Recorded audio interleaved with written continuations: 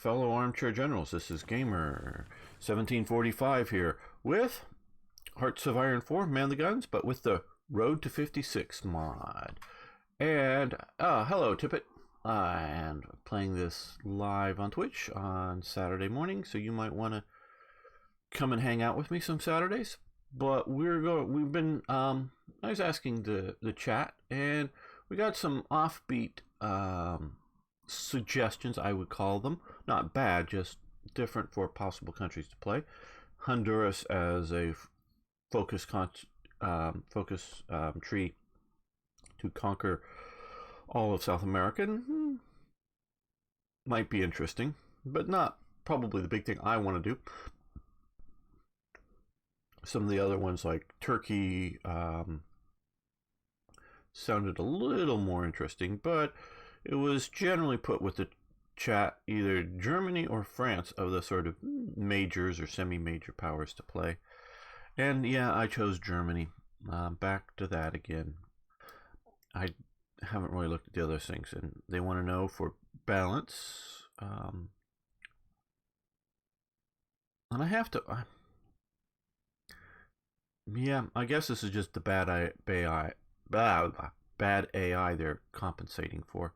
But yeah, we'll tell them we're single players.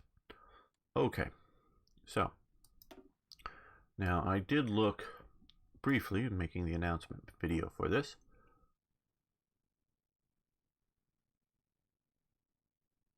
The three-man nation idea. Oh, yeah, for a co-op game, it might be interesting.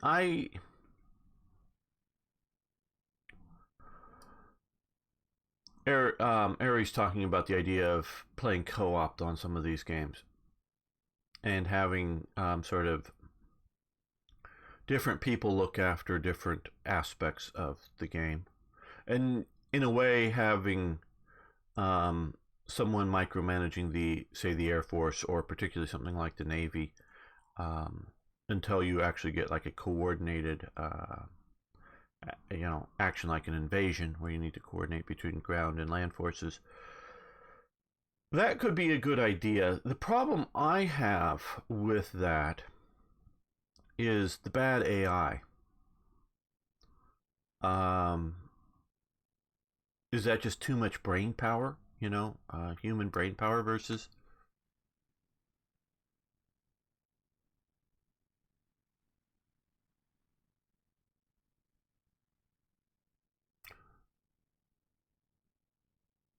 Yeah, and co-op as a toy jet, yeah, as an idea for a series, I think it would be great. It just, like I say, is too overpowering. We just got finished playing with a British series in which Germany won, and obviously I was playing with Britain and I didn't. But Britain just really doesn't have the land forces power to really defeat Germany. I can sort of envision a couple of things I could have done different to maybe do it, but still, it becomes a difficult task. More breaking AI. Well, the broken AI element is the combat AI, and we do not, as modders, have access to it, no matter what anyone. Yeah, I hear everyone saying expert AI. But do note that no modder can deal with the combat AI. It just is something that's locked in there. So it can do other things. Diplomacy, production, some other stuff. Okay. Begin depression recovery. Rhineland. Expand Lebensraum. And open German political sphere.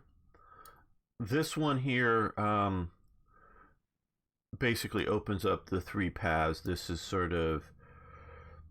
somewhat jumping back in time, which is not necessarily entirely a bad idea, but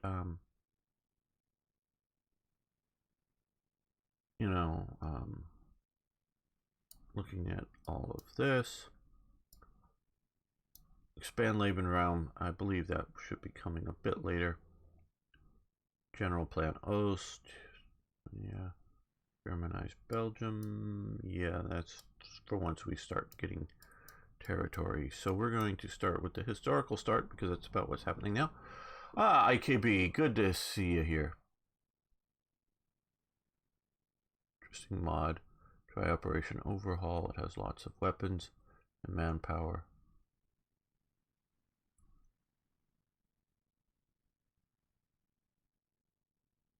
Away with focus trees.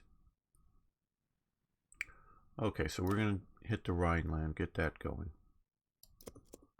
And research slots. Now they do have special research divisions, and I believe it's just these two. Oh no, okay, it's one side or the other. Both sides can go for the army focus, I guess.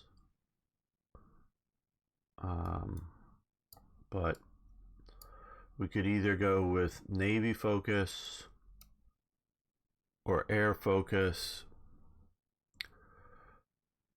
The ends, which comes from, because this is the other is the means, the ends justify the means.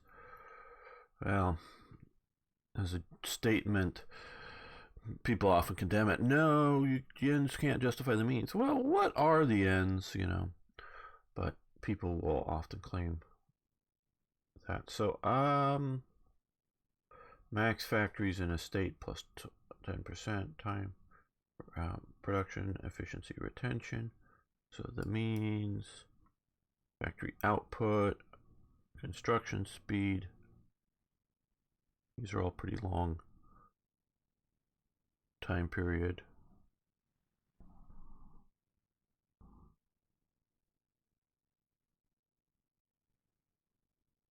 This technology mutually with sacrifice. So either we get to go sacrifice.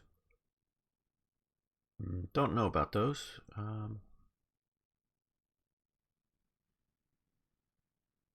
And ends is greater than the means. Okay, go glory. Then you can get glory and go down. Get 5% research. Is there anyone else buffering a lot? Or is this just my Aussie internet? Yeah, I don't know. That's after that you can go to the means. 10% bonus to research. Okay, so you're saying bonus to research to the means. Okay, we'll look at that. And I don't know what ET stands for other than extraterrestrial as in the movie. Hey, thanks for hosting, Arno. We do have specialist equipment here and clothing. But like I say, I don't know what ET stands for. I get that here we have steel mill, state level 110 days. Flat finish, time to research. Defense, okay. But I want to come over here, which these look to be the standard. We're going to get construction underway. We're going to get research underway.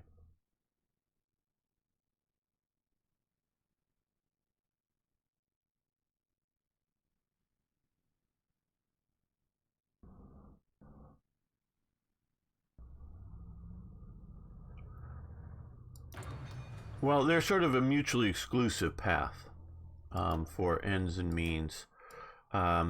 This sort of branch here, you see it says this technology is mutually exclusive with the ends, and this is same thing over here, the ends. So you either go this path, or you do a navy focus or an air focus, and I guess both sides, or not exclusive with anything else, would be the army focus, so that you could do that. And so manufacturing quality, time to research, reliability plus 15%, great works. Factory output, okay. Future Air Force. Or down here, super soldiers. Oh, these are exclusive with each other as well. Okay. And research time. Okay. Specialized engineering units. Research speed. Reinforcement rates, but we can only go down one or the other here. Common cause. So I'm not yet ready to make those decisions. But we're going to get started on some of these. Land doctrines. Oh, that's nice to put that in there.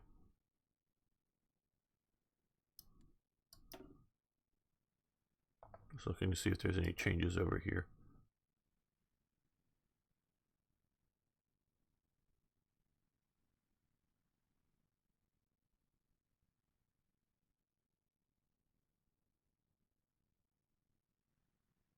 I can tell you have a specified path down this. Requires aluminum, steel. Okay, well, maybe we should start one of these. Well, this seems, I mean, here we have to small arm firepower, army defense, max entrenchment, armored army, soft attack, hard attack. Okay, this doesn't seem to be. This would be my, as Germany, because we're not. If we were going France or something like that, that we were running a defensive line, that would be a reasonable thing. But we're looking at going this way, so we'll go this way.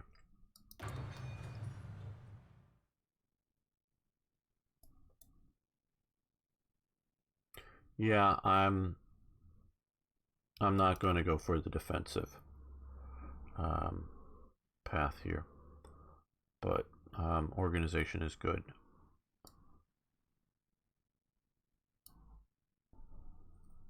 Now, I guess you're thinking common cause path here once we get there. Division attrition down, reinforcement rates, research. But do we really have a research problem? Speed problem? Or would it be better? Factories in a state, factory efficiency retention. That's if we're jumping around between things a lot. Resource gain efficiency, that might be. And over here, sacrifice. Supply consumption is down. Factory output's up. Construction speed is up.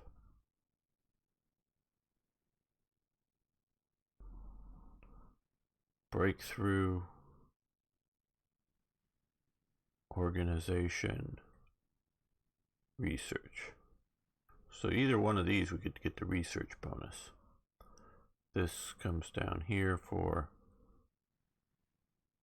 resource efficiency gain, construction speed versus specialized engineering. I don't know that I want to look at that just yet.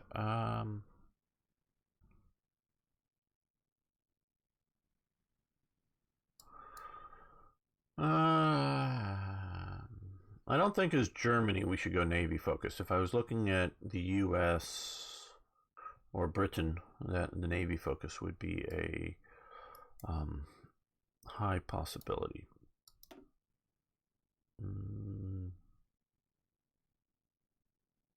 We'll do a flat finish, just it's not a mutually exclusive decision here.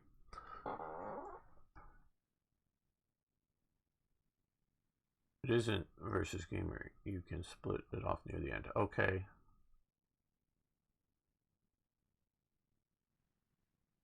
Not much. Just talking about some of the different tech possibilities to research. And Aries been keeping us up because he is an expert at this, which is good. Okay. Well, In the past, now we just played a game as Britain, which is a bit different than Germany. In the past, my strategy was always to sort of max out things like infantry equipment and artillery early on because they didn't use fuel. But now that we have fuel based more on use and not on production, I'm going to start with a little bit more. Okay, well, we're going to, as these sort of get finished, we're going to concentrate our production to get through them faster.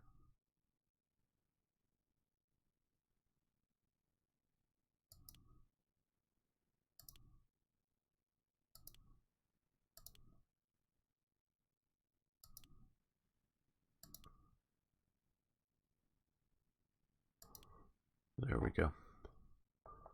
We'll do that.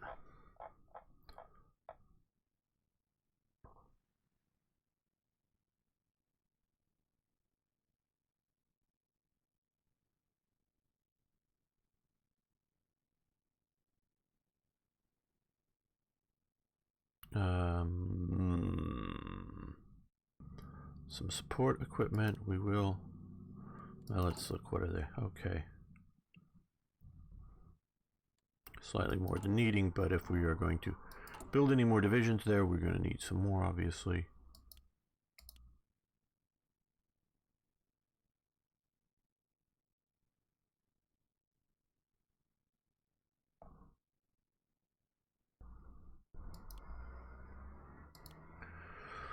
There we go. Now, also, well, we could use some rubber, but yeah, let's get the rubber coming in from France. Just 8. We'll do a slight deficit. Now, construction is going to be a bit different here. We're going to need to do some synthetic refineries for oil.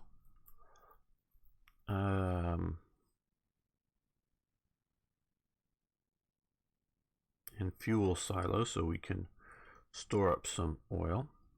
So let's start with one of those just to get sort of started on that. We do want to expand our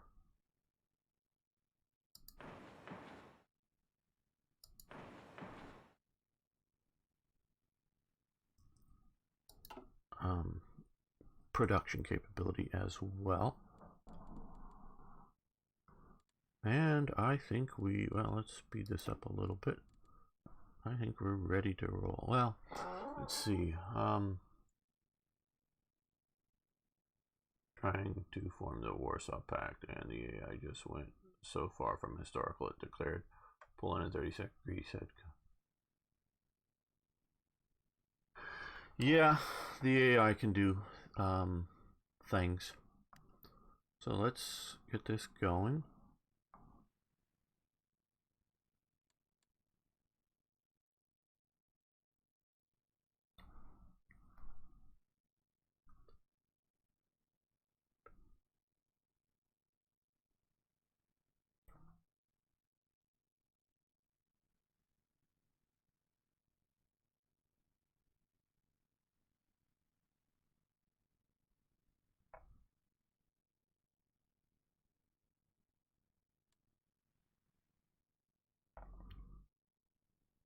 Maybe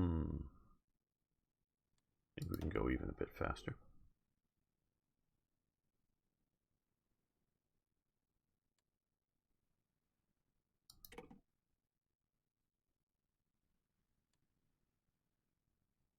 Does this?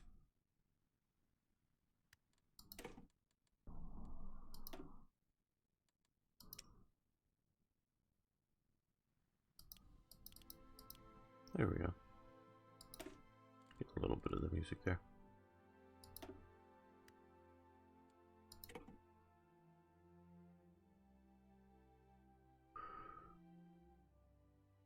just the settings up of the research, I think. Okay, restrictions upon Bulgaria lifted. The Greek government has agreed to the rearmament of the Bulgarian military after the Great War. Bulgaria had been limited in its military efforts and production. Bulgaria has a record of abiding to them, however, which convinced the Greeks that the effects should be lifted. Yes, all of the Central Powers in the First World War had massive restrictions against them on military productions, and of course, basically what these two provinces here had been part of Bulgaria and switched to Greece.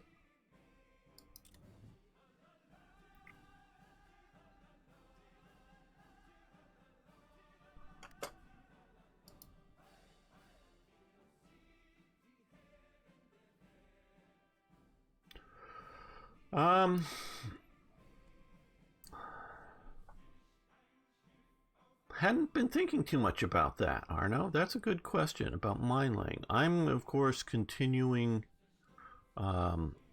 production of the partially built ships here. Let's look at these as a design.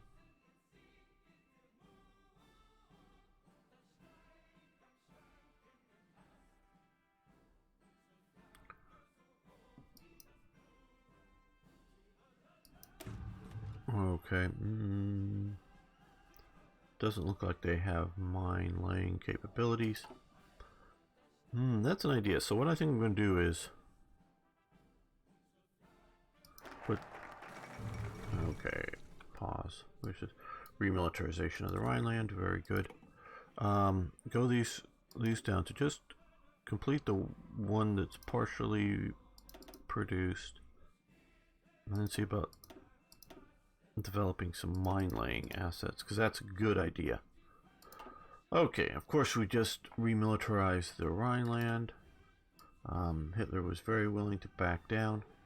Okay, depression recovery, 35 days, add building slots.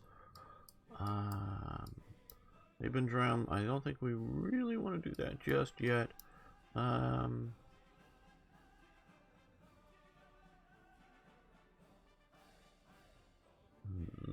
Stability, justify workable time. Political advisors will infer. Which grants ideological crusader. Okay, purge political opponents. Now, a lot of these things had already happened by 36, as I talked about in the announcement video. If any of you watched any of that, the Gestapo, of course, comes not from the SS. It was originally the Prussian police's sort of political police department, if you will, sort of the special investigation branch that starts out under the Nazi regime as part of Goering's area, because he is the president of Prussia, because Prussia was its sort of own internal entity, and so starts out under him, was later transferred along with all the police in stages over to Himmler, and Himmler does combine the two. So that's, and I don't, denouncing the Treaty of Versailles, don't know exactly, because Hitler's denounced it, since the 1920s. And, but you revoke, or, because there were different stages that Hitler is going through this time period. Oh, it's thinking 37 or 38.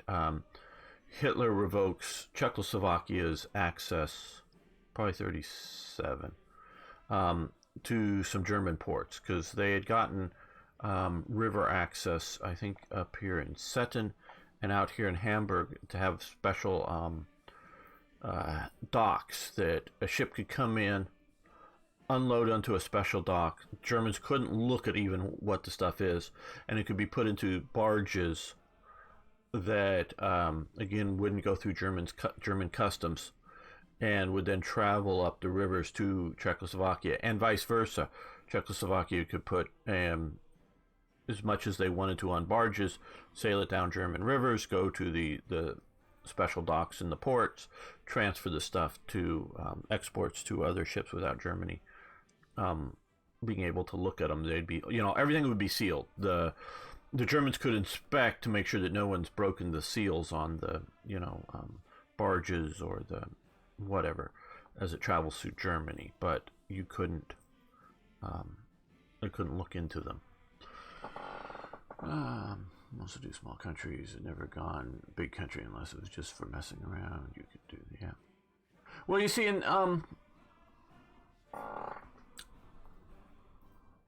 that's sort of the small country is sort of the problem that I had with the British situation is we couldn't fight Germany on our own. So open up the political sphere, 25 political power. Well, I think we will begin Great Depression recovery. Well, really? Okay, no, these are all... Oh, down here. Law enforcement. Balanced approach. Order above all, okay.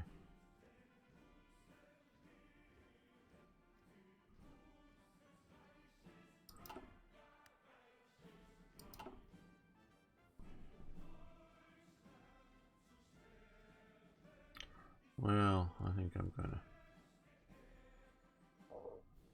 now worried about this music getting me demonetized.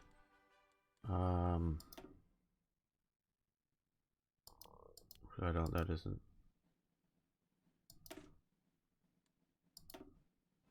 the standard music for the game.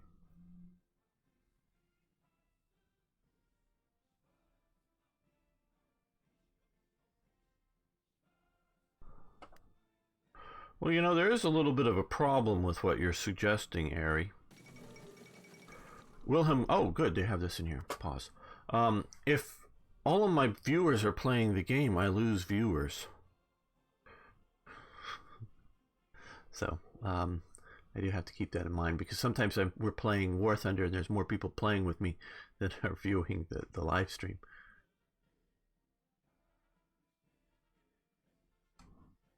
People and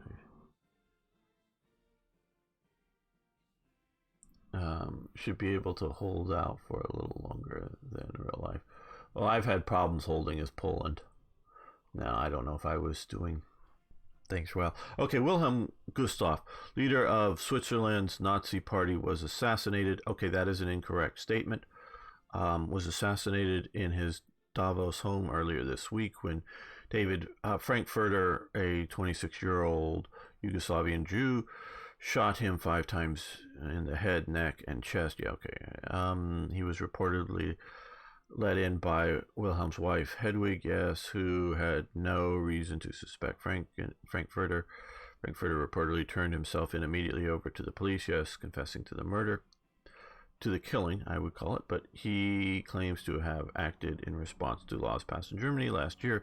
His trial has yet to be scheduled, but most observers agree that he will likely be found guilty. The one thing that is very much incorrect here is Wilhelm Gustloff was not the leader of Switzerland's Nazi party. He was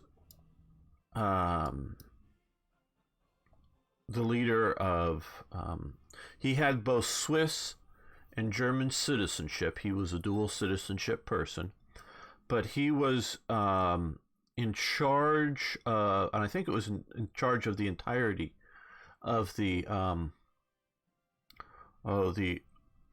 Ostgruppen. I have to look that up to make sure I'm getting it right, but the OA, which was an organization, a German, German National Socialist organization, to deal with German citizens, not German ethnic people, but German citizens, people holding German passports, living outside of Germany, and organizing them up for the Nazi Party.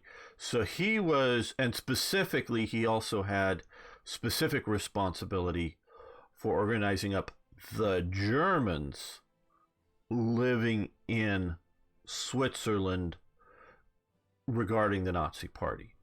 There, and I have in Third Reich Events and Hennel and a few other people, I'm forgetting some of their names. There were several National Socialist Swiss parties that were homegrown, that were, National Socialist or Nazi parties that were Swiss, and he was not in charge of those. Switzerland had banned all foreign parties in Switzerland in regarding to the Swiss. So the Nazi Party, the Swiss Nazi Party, had to change its name and change its symbols from the swastika to continue to practice. But Germans living in Switzerland could wear armbands and whatever because they were foreign citizens and hence couldn't vote in Swiss elections. So he was operating very much in there, and operating very much with, as my understanding, is with some of the National Socialist groups, but he was not in charge of them. So, yes. Yeah, you can watch in the background, but with some people it takes up either computer resources or it takes up bandwidth that is a problem. Especially if you're playing something like War Thunder.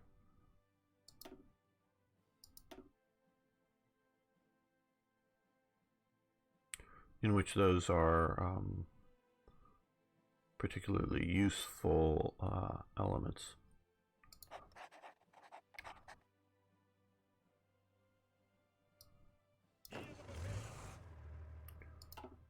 Not the mobile units.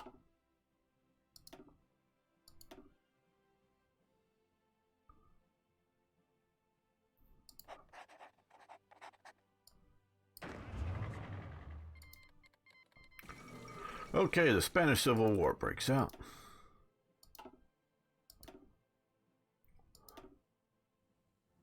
Should we intervene or try to intervene? I know we're not currently building new divisions.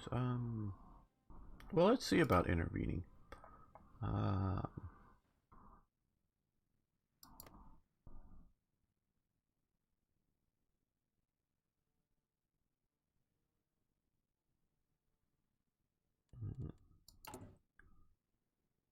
Okay, invade. Well, send volunteers. Okay. 2 divisions. That's what I was looking to find out. Okay. Well, let's make one of them a armored division. Just sort of partially for historical reasons, even though the template isn't very strong. And we'll give them a infantry division. This is reasonably good. Okay, and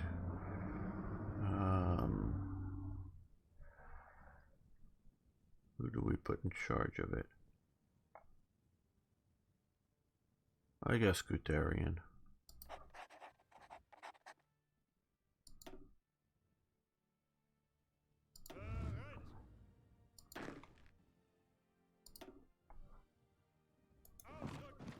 Get to there.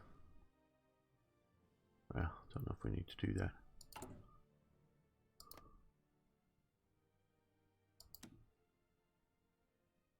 Oh. Where? There we are. Okay.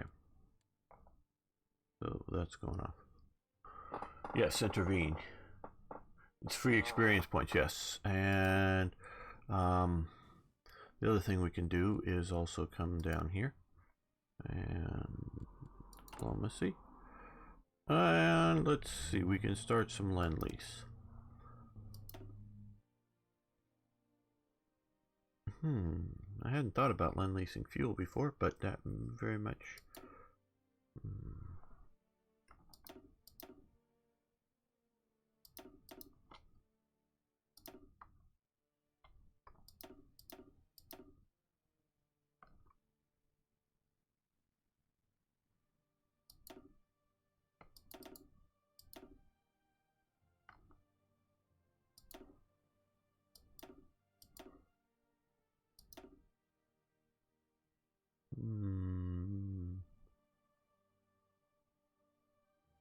I don't know.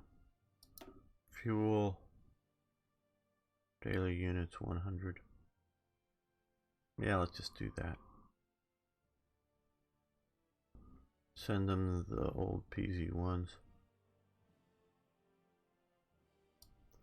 Do they even have armored divisions? I don't know that they really have armored divisions to do that. Okay, well, I messed that up by moving that off. Okay, start Lend-Lease all over again. Okay, well, we're gonna leave it that. 200. I'll go. No.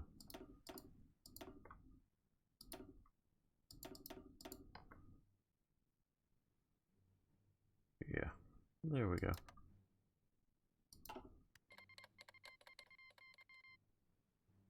Yeah, so if they don't have armored divisions to deal with the, to do something with the panzers, there's no real point in sending them. I mean, they'd stockpile them, but I might as well just use mine and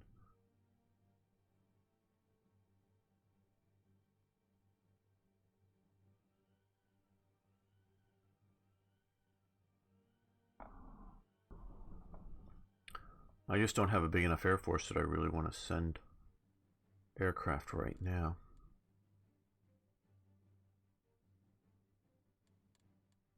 So how is our construction? Okay, so we got the one fuel reserve fuel silo made.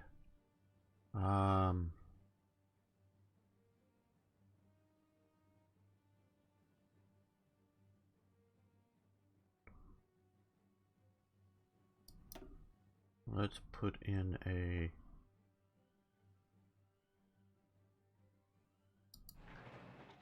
Brandenburg area, that, because we now have, of course, a completely different fuel situation than normal. We can't stockpile fuel by building up air power and tanks prior to the war breaking out. We have to have all of that set up, and it can affect our functionality. Okay, let's speed this up a little bit. We're waiting for our volunteer forces to transfer there. Begin depression recovery. Very good. Okay, point economics positions. That's probably where we're going to go. Yeah.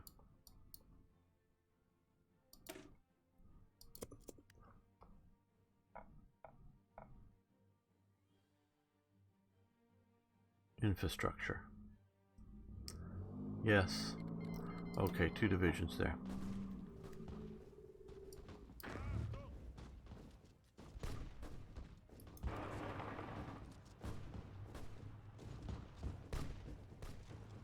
Let them recover from their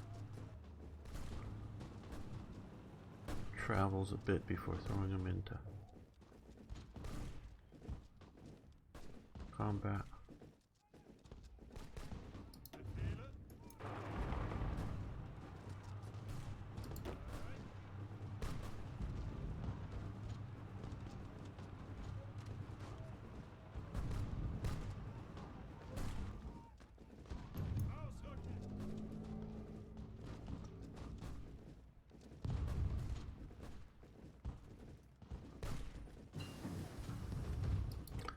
Okay, electric engineering, very good. Now, since we are going to do this, might as well do this early. We'll do the mechanical computing. Get Zeus, whatever, however you pronounce his name, on building his computer.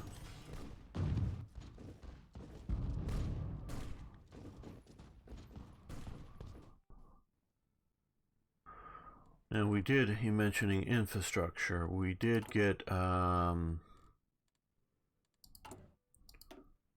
this bonus here for additional building slots, which will help with that.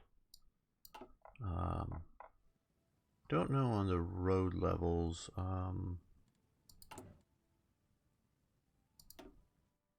Because I know you're talking about that as well. We're pretty good on that for much of Germany, so I don't know how much we're going to build up on that. Not that we're not going to do any, but I don't know how much. Okay, well, we've got a new factory. Now let's get a Panzer division.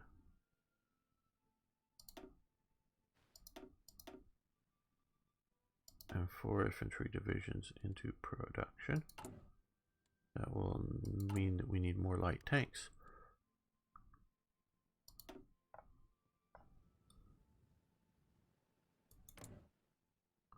Well, that's where I was trying to deploy you. Deployment location here. No, I'm hitting the wrong button. That button. There we go.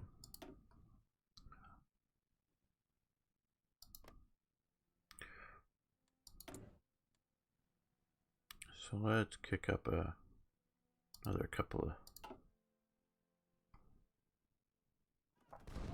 Okay, you've taken that. Let's push on here.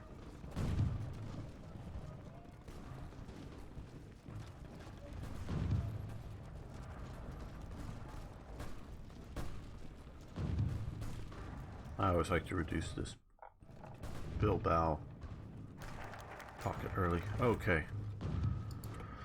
We have 2 appointment options for the offices of Reichsbank President and Economics Minister. One of the possible appointees, Helmar Schacht, was very good at working with Germany's companies in developing civilian infrastructure, but he lacked loyalty to the NSDAP and disdain for military spending makes him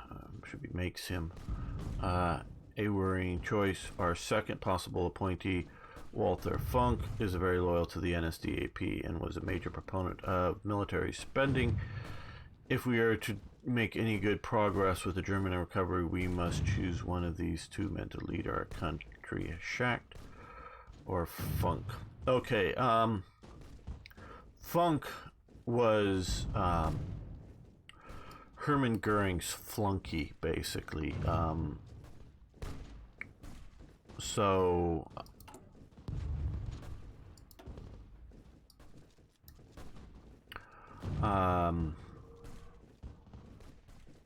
Okay, not here, I guess. Okay, national care. Is this where law enforcement, social order? No, justification. Military staff. Okay, well, oh, so these are actually national spirits up here. So they're moving them from here up to here, I guess. That's an interesting thing. Hello, Persiano.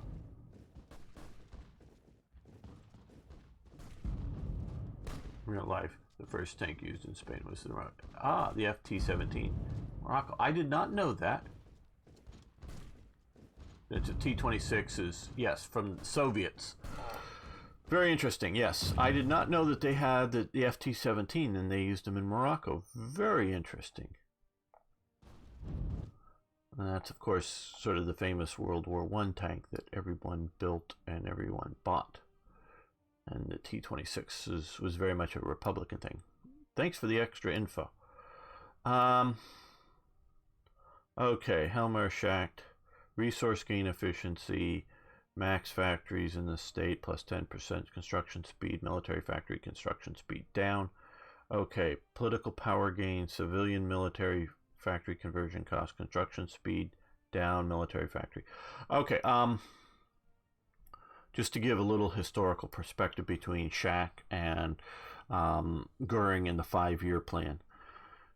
Helmar Schack understood economies. He was not really much of a Nazi per se. He was a German nationalist. He did want German rearmament, but he understood economies and he wanted to build a good, solid economy. What he was not led into, because they wouldn't generally tell everybody so much, was, hey, we're going to go to war with everybody out there in the world and we need to expand resources, particularly resources, a lot. And so he was at odds with doing that in a bad economic sense, but a good sense. You know, it may be a stupid idea to do it the way the 4-year plan was going to do it economically, but it was a good idea if you're planning on going to war. It is better to, you know, have the resources available than make good economic decisions to, say, import the resources from, say, your future enemies and rely upon that if you're going to be going to war with them. And he wasn't until much later was he removed from president of the Reichsbank, but he was removed from economics minister. But we're going to go with him. I can do with the slower military construction speed a little bit, but it gets other construction speed and factories in state and resource gain efficiency, which should actually be the resource gain efficiency. Again, this is where the mod is wrong. Hey, Brett. Good to see you. So this is where the mod is wrong. Walter Funk represents Goering and the 4-year plan. That was specifically designed to get more resources in Germany under German control. Since we want to do that, we're going to pick Schack just because it's the better option here. Let's see, we put that away, pop that out, and we have Schack here as a national spirit. But yeah, so the mod gets that wrong. Not that that's a major deal, but a lot left. Leave Monday evening. Well, have fun with your travels. I'm sure it will be interesting. Okay, two-sided economics. Wunderwaffe. Support the Volksgemeinschaft. The Volksgemeinschaft is a very, very important National Socialist idea. Don't know why it would necessarily help with that, but Steelworks. Okay, let's come over here, since this is going to be just a 7 days and we'll get some political power out of it. We will put that into there. Now let's look at some of the ministers.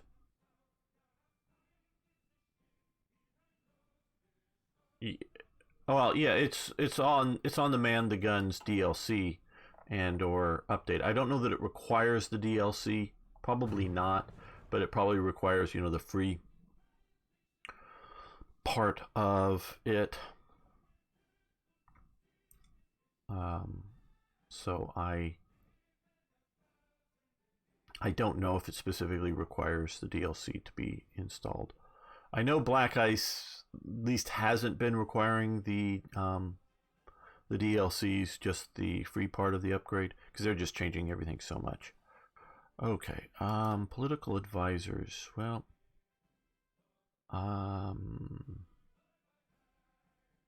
daily fascism.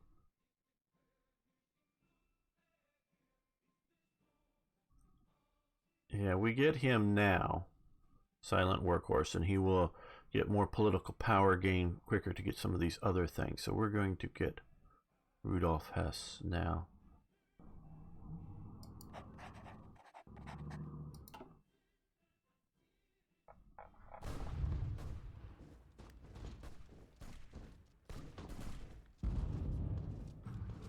Yeah, no, just a road to 56 is all.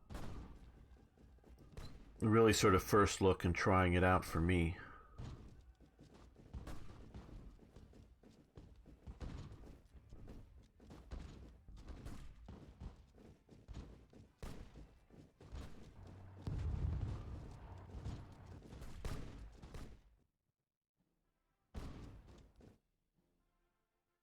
The AI can draw pretty lines like this for battle plans, but man, it sure has trouble following through on them. Okay. Announce the Versailles Treaty. Fires open during political sphere, yes. We're not going to do get rid of Hitler or rally the monarchists. Stability, justify war goal times, available advisors.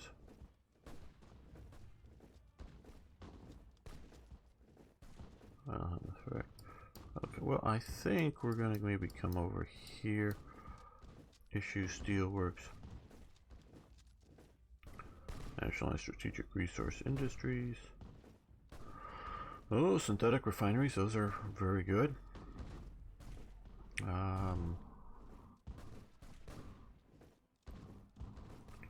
Fritz Tote. Okay, land for construction speed coastal. Yes. Okay, that's good. 35 days. That is. Support the Volksgemein Shaft. National Spirit.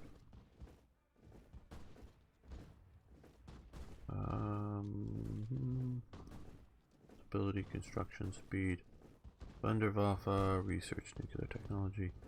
Two-sided economics. Okay, that actually sort of disrupts us. Side with the autarchs.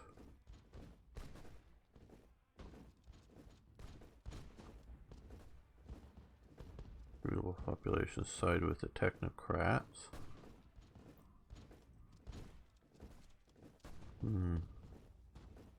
Interesting. Like getting the synthetic refineries. Privatize the Reichsbahn. There's our infrastructure there, IKB. The DAF, the Deutsches Arbeitersfront.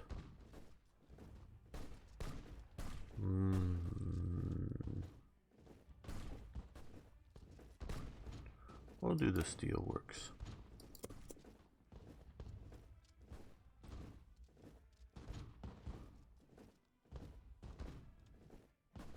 Yeah, and it's so far pretty good. I'm criticizing every little thing I see wrong with it. It's not that I don't like it or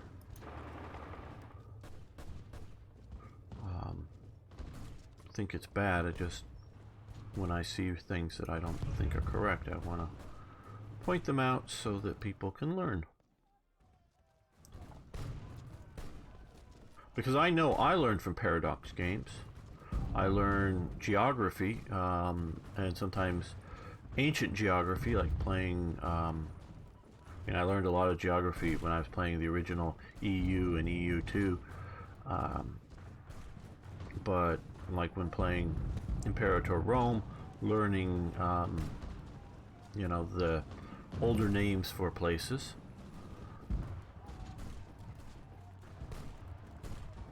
And so people will learn from this mod and other things history, and so I feel compelled, and quite honestly not really in a know-it-all manner, but just feel compelled to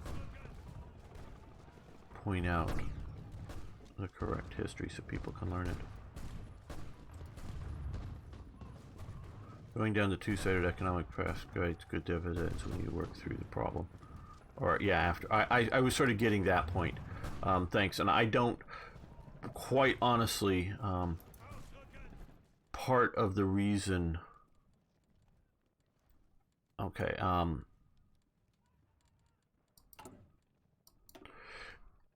This is an easy choice for me because, hey, okay, get the problem, sort of go through this. Don't know the problem of the steelworks. Probably be a decision point. Figure that out. Get the refining slots at some point, and do some of these things. Here, this wasn't the problem for me. I did see the negative effects, but then I got to figure out, what do I want to do? Do I want to go do the autarks, which is the 4-year plan? So does this not or give me the 4-year plan? I don't know. Side with the technocrats. This looks like the better choice, but give the technocrats seats in the government. Give autarchs seats in the government. And since I haven't seen the 4-year plan here, maybe because I haven't looked through all of the NF choices, it may be in here, but that's the 4-year plan.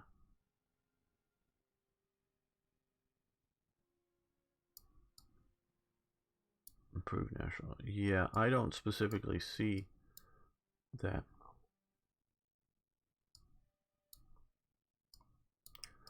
So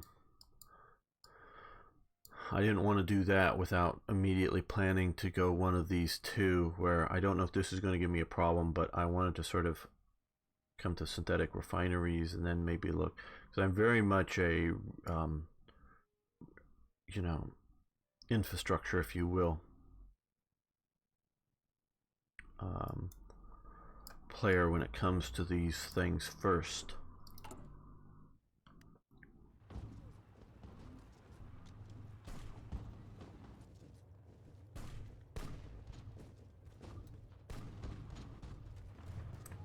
Why?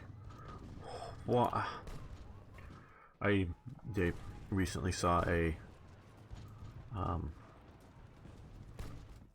tweet about an article about how AIs see tactical battles, and it was dealing with a different game than Hearts of Iron. But I tagged the Hearts of Iron people to the tweet, and so I don't know if they'll pay attention to that or not. But why in the hell does these...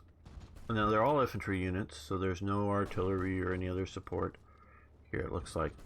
Do they not move one of the divisions into here?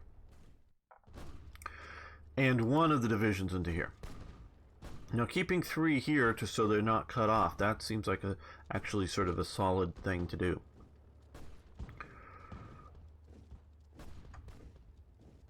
And I don't understand why they're not, or they're not moving some of these divisions over to the capital and trying to push through here.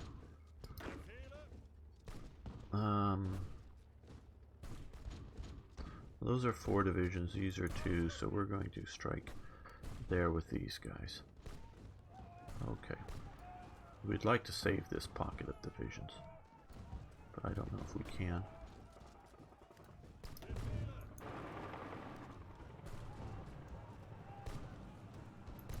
Since we're going to try to save these divisions, it would be better to be on this side of the river.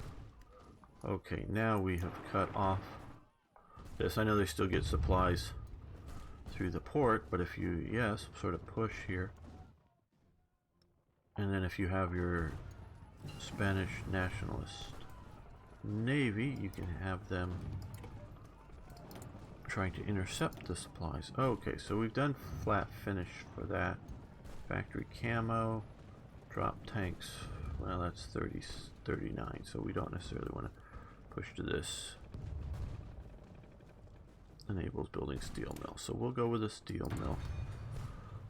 And we're still not figured out these. This was, I think, Ares' path. Down here he's pushing for that. Well, since we're actually doing land combat, let's get that being researched, at least being researched.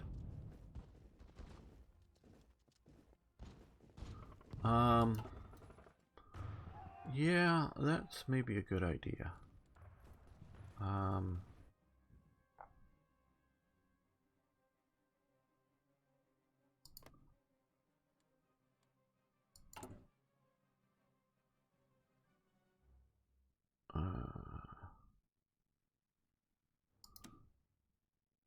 No, that's oh.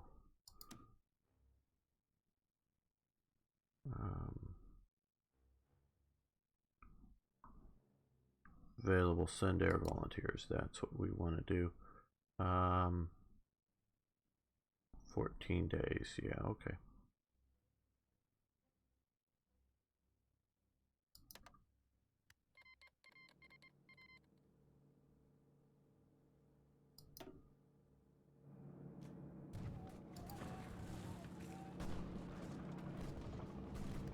Okay, now we are across the river. We're going to hit with Second London Naval Treaty is signed, which was a mistake. Okay, they connected up there, so they're now actually withdrawing that way. But we could create a little bit of a reverse pocket here.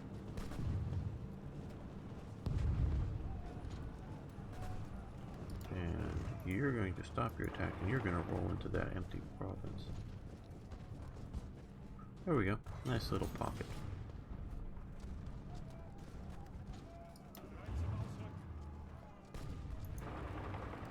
Let's see if we can push into there.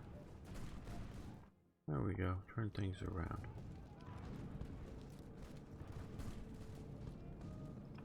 Ah. Okay. Well, we're going to be getting more of those. I want to build another fuel silo. Let's build them out here where they'll hopefully not be bombed too readily.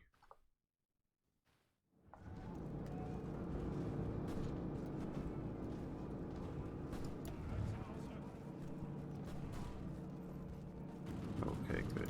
You can come to here. You can come up to there.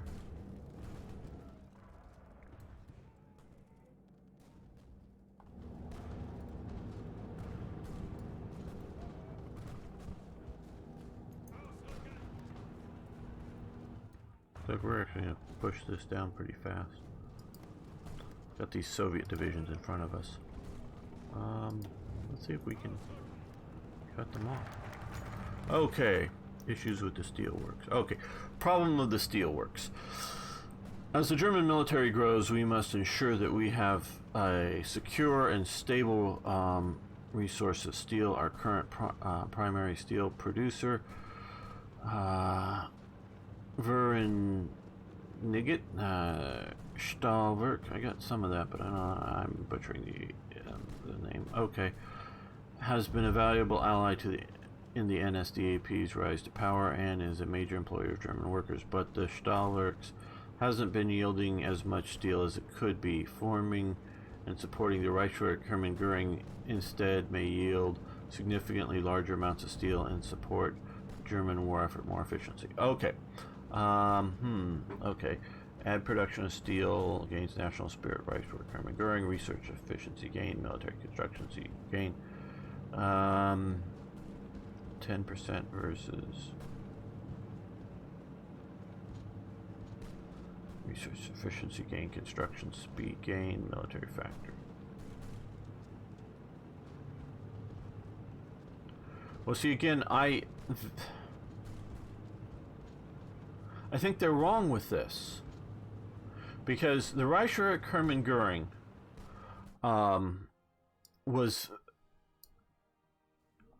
was not owned by Hermann Göring. It was a state-owned enterprise.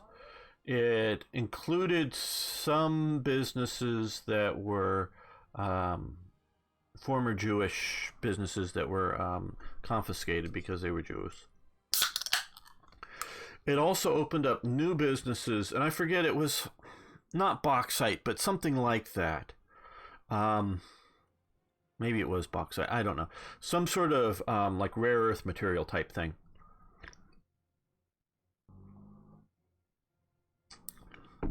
And this is one example. There was just somewhere in Germany that there was a fairly large deposit of this rare earth material. But it was low grade or heavily intermixed with other unuseful stuff.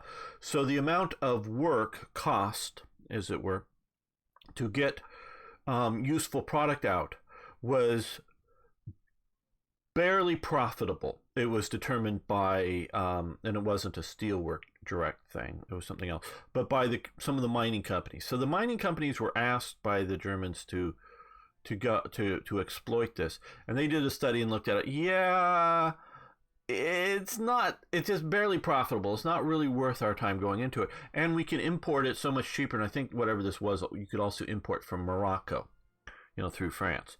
Now, Germany has two issues with this, or the Nazis did. One, Germany is severely limited on the amount of gold they have / foreign currency exchange. Germany can print as much money as it wants to, and so it can pay for things internally as much money as it wants to. Obviously, if it starts flooding the market, you have inflation and potentially hyperinflation. Germany has just gone through actually 2 periods of hyperinflation leading up to the Nazis coming to power. So the Nazis are very sensitive about the idea of not wanting to flood the market with excess Reichsmarks. But they can spend what they want to spend on domestic spending. So getting importing this stuff cheaper, and it's like it was profitable to mine this particular thing. And this is just an example. There was multiples of these going on. So it was profitable to do it, but it wasn't very profitable, and it was cheaper just simply to import the stuff from overseas. Well, one, that costs foreign currency exchange problems, costs more of that, and they're trying to limit that. And two, well, if you're planning on war with France, and it may be a long one, and like it was in the First World War, they're probably not going to be wanting to continue to sell you a rare earth material that's critical for war production. So, and even if you, as history did show, that you were able to defeat France rapidly, and maybe Vichy France is willing to sell you that, yeah, okay, you can maybe put it on trains, but I don't think there was trains between here, between Morocco and Algeria. There may have been, I don't know. And then move it up through the Mediterranean. But even if you're doing that, you're still being potentially interdicted by British submarines or other things, and obviously coming through the Atlantic, you're very high chance. Hey, thanks for following. I do appreciate that. You have a very high chance of being interdicted for the resources. So they couldn't just go out and tell all the companies, hey, we're doing this because we're planning a war in 5 or 10 years or something. Because Hitler was, one, promising the German people peace and prosperity, and also promising other countries, hey, we don't mean no threats, we're just rearming to protect ourselves. I mean, he couldn't come out and tell everybody and have it get out that we're rearming to invade all of your countries. Please invade us immediately before we have rearmed.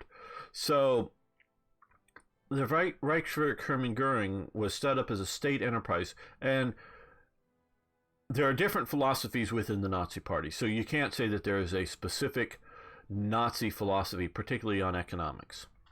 Nazism, National Socialism, is not a fascist ideology. I hear it constantly, and it is constantly referred to as such.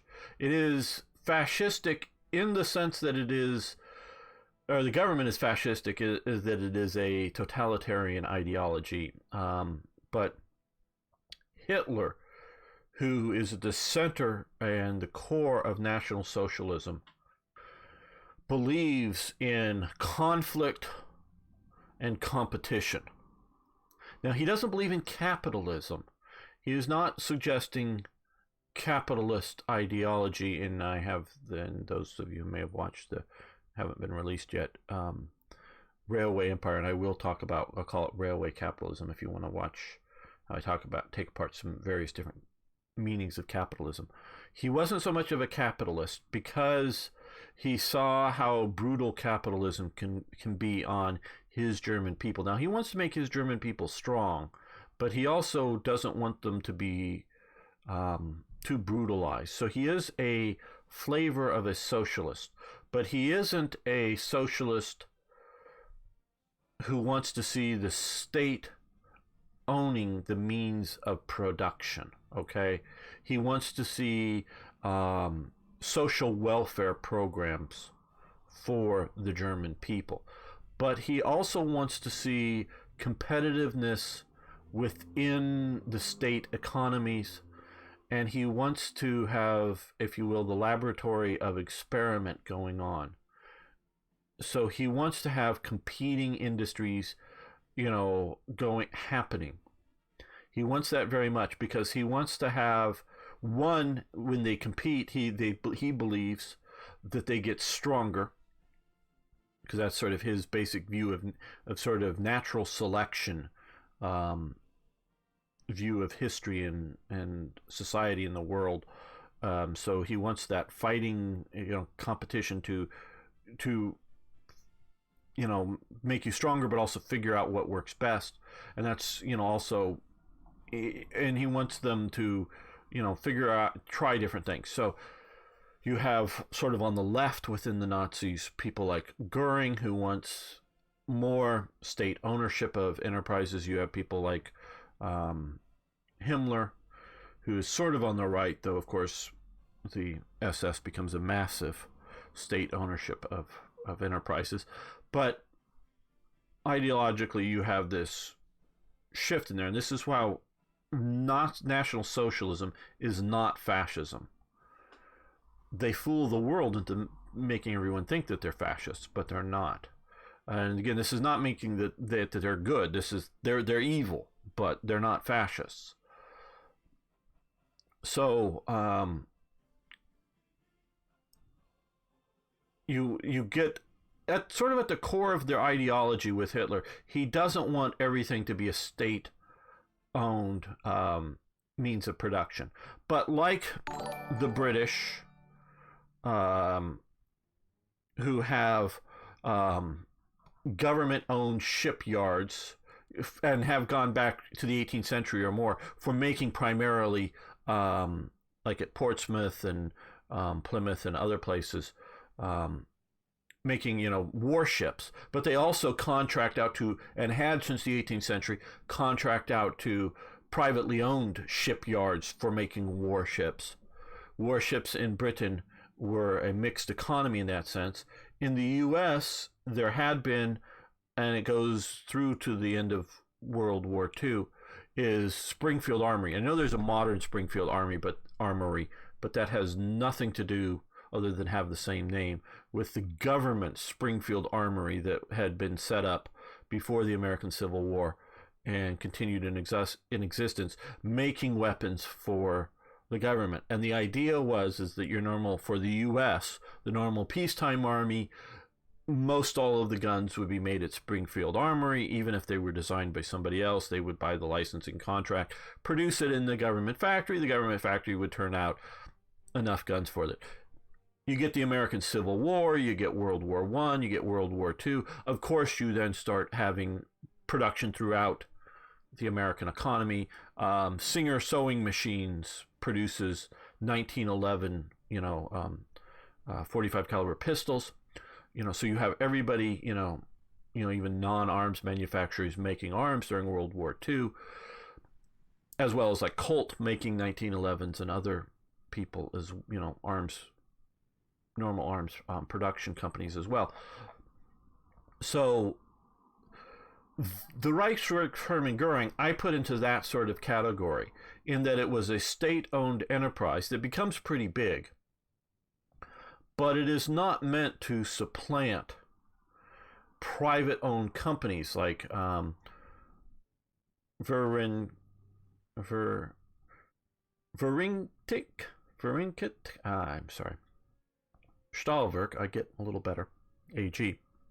It is not meant to replace it. Now, I sort of get the national spirit as who is dominant between these two. It's not one is replacing the other, but and I do get that from a game standpoint as a choice. But just saying that National Socialism was not meant to be a state-owned enterprises. Fascism was also not meant to have state-owned enterprises primarily. They were primarily, though, set up to have state managed without the sort of conflict, because they wanted to do the most efficiency. There's a different economic philosophy with fascism than National Socialism. And one question is, what is the opinion of National Socialism about the exports and imports and autarky? Okay, United Steelworks translated. United Steelworks was a private industry, if I'm not mistaken. Though I don't know a lot. And if you're talking about the U.S. one, I don't know a lot about it. Okay, National Socialism. Hitler wants to have all of the, or as much as possible, essential means of war production produced within Germany and have an autarky. He is fine with exports to other countries, but he wants to limit imports. So he is trying to get an autarky. Now,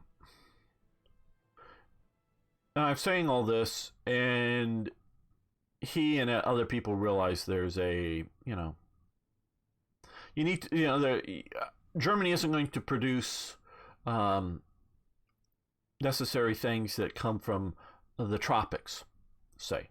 Now, they do develop very much synthetic rubber, so that's doing oil/coal base, because you actually can get some of the stuff from coal after you liquefy it. Replacing some of the rubber and whatnot coming from here that they've been moved to here, and they've actually moved to here. Natural rubber. So yeah, it's very much, he wants Germany to be a self-contained setup, and he and Goering and others very much understood how bad the inflation and how they came to power. And that if you look at, and I forget the year date, but in the 1920s, there's the period of hyperinflation. The Nazis get a lot of power. Then the economy actually sort of stabilizes to some degree. The Nazis lose a lot of power because the German system is stable for a while under Weimar. Then you start leading up into the early 30s, you see the sort of second period of hyperinflation within it, and that's what propels Nazi Germany to power. So Hitler and the Nazis realize, if we have hyperinflation under us, what does that mean? Oh, somebody's else going to be propelled to power potentially, or there's going to be losing us power. So they're very conscious of that. But they also know that, hey, because whether you actually physically print the money or just put it on the bank books, in the modern day sense, digitized money, put it out there, you can create money.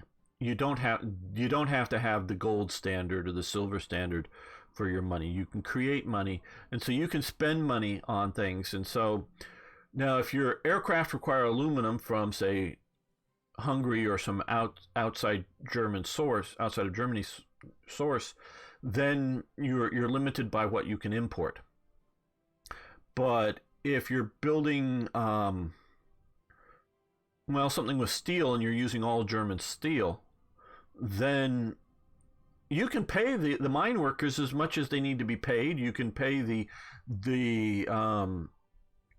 factories that make mining equipment as much as you want to pay them, to drills and dump trucks and whatever that you're building for mining, and the transportation.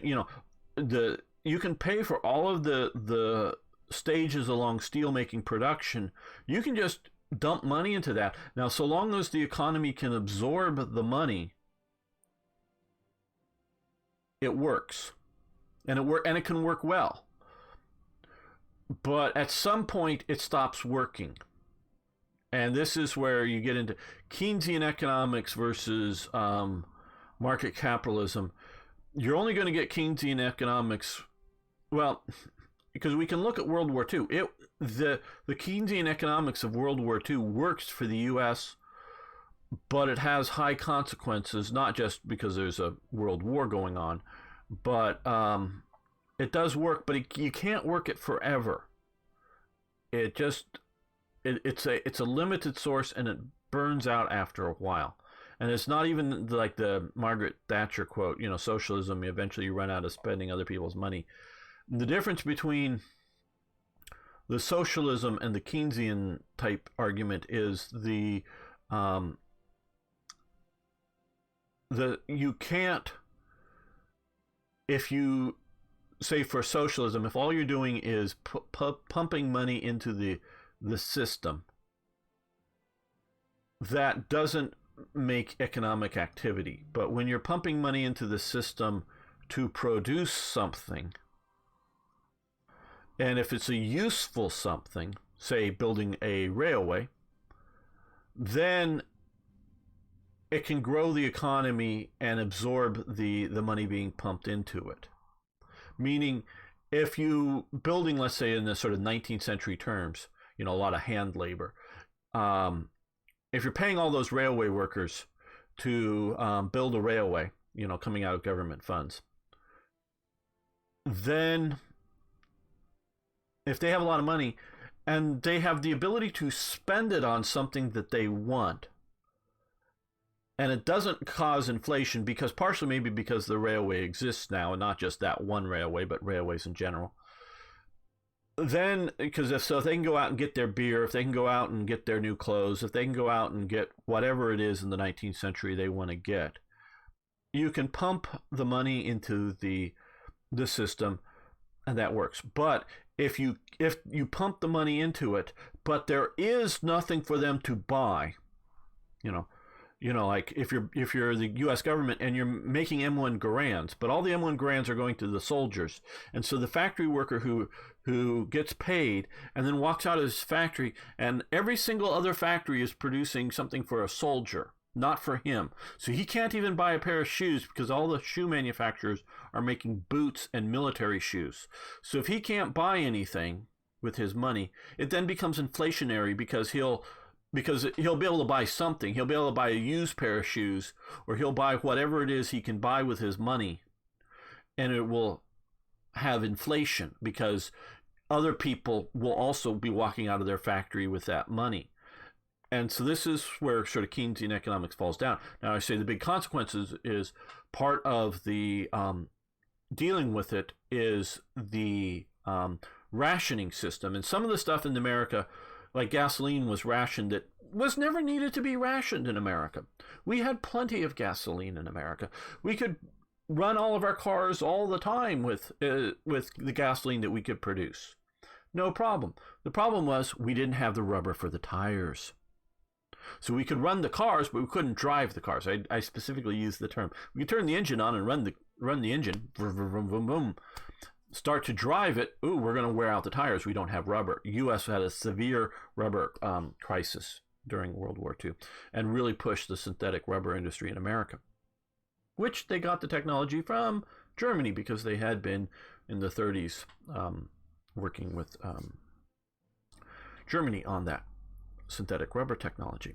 But that's another thing. So that's why if you look at as well as to get them to, not only was there rationing, there was the buy war bonds movement going in America to fund the war, yes, in a rational market economic sense, to fund the war, but also simply to pull that money back out of the economy and put it into bonds to wait for the time in the future that when we were at peace and all of those factories, Singer sewing machines, could stop making 1911 pistols and go back to making sewing machines, so that those women in the workplace could go back and buy a sewing machine, a modern electric new sewing machine.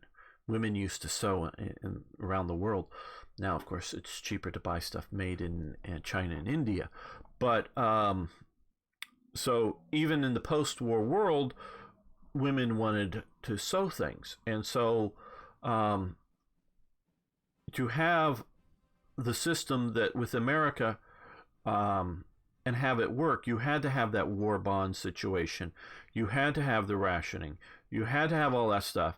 And then the Keynesian economics. Now, when you can convert factories, and you can at times between different manufacturing capabilities, simply expanding the factories, you can convert them back to civilian industry or convert them to civilian industry if they started out as military factories, and you can shift them over. Now, sometimes some of the stuff doesn't shift over.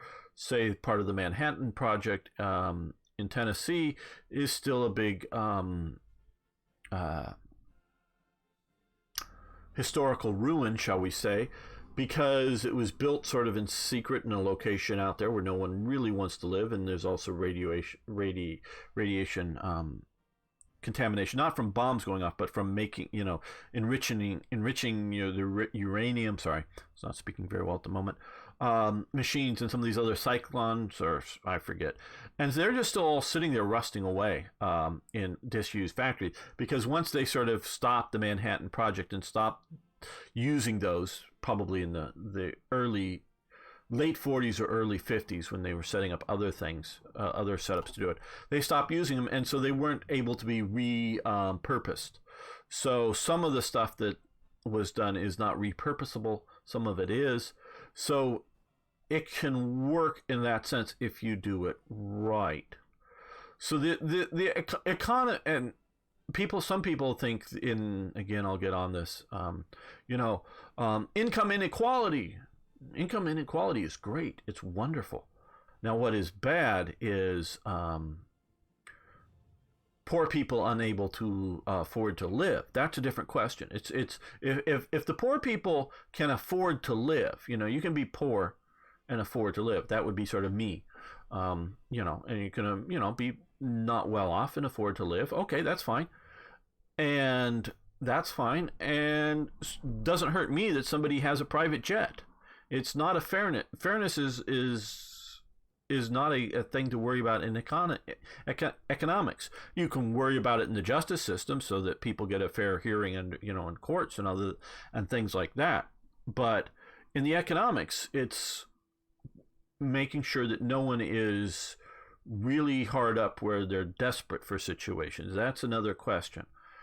So economics is not a set size of the piece of pie like land economics, how much land and the quality of land, how big is Algeria? It's huge, but a lot of it is unuseful compared to Belgium, which just about every square inch is useful of Belgium. Even the forests are sort of useful as forests. So, the land is a sort of fixed, unless you're the Dutch, who keep creating more and more land as they expand into the sea. So we're going to pick this partially because of the additional steel, partially because of the resource gain, though it should have the greater resource gain efficiency over this, I do believe, because that's what it was set up. Oh, United Steelworks. Oh, okay. Thanks, Arno. I didn't look up. Well, there's also United Steelworks in the U.S. Okay. How interesting. Same name, different language.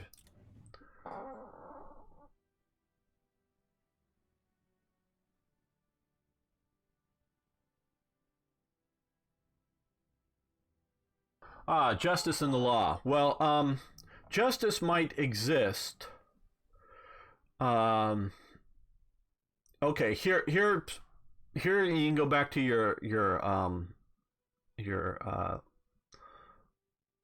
your law professor, your law teacher. The justice system is designed to keep the innocent from being unjustly convicted of things.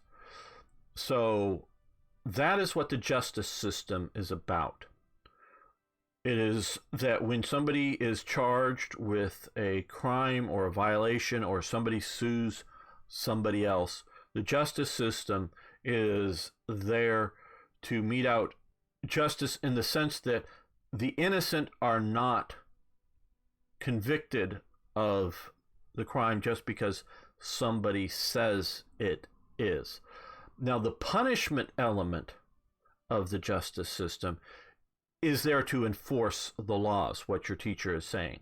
So when we put somebody into prison for breaking a law,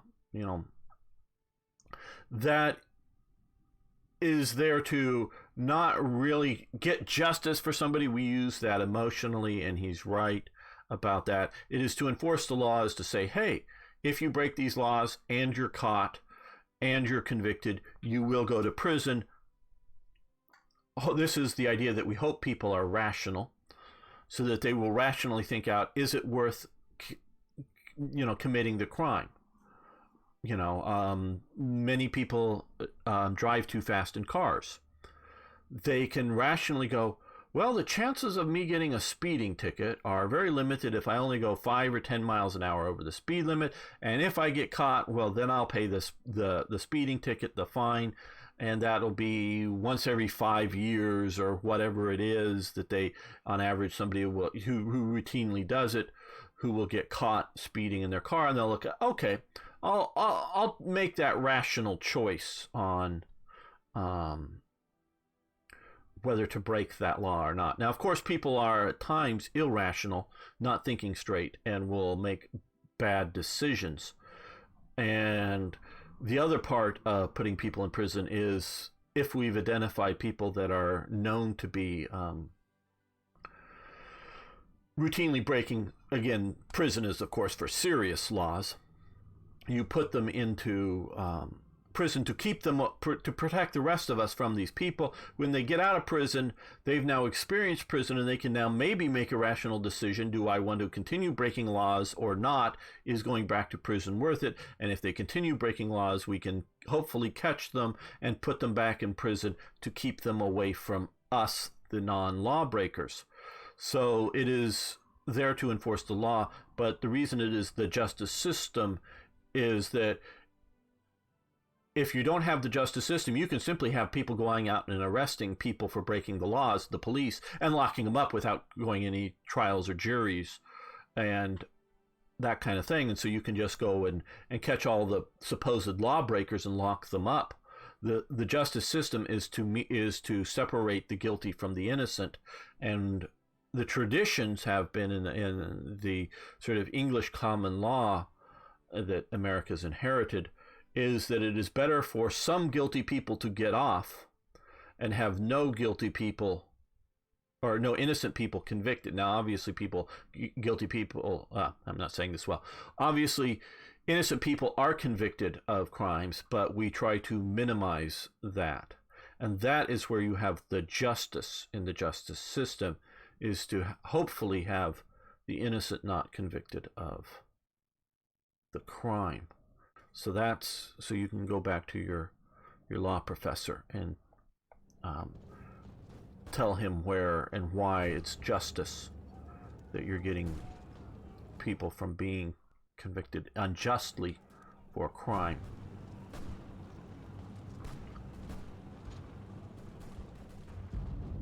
Okay, well, we don't want to attack a city with a panzer division, but we can attack there, and you can support that attack. Now we're attacking it.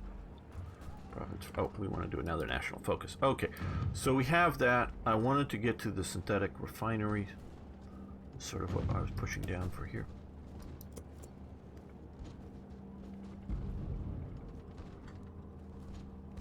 And we've gone on long enough. I think we're going to end the episode on this note. Not the stream. Those of you watching on Twitch, hang loose. We'll be starting another episode very soon.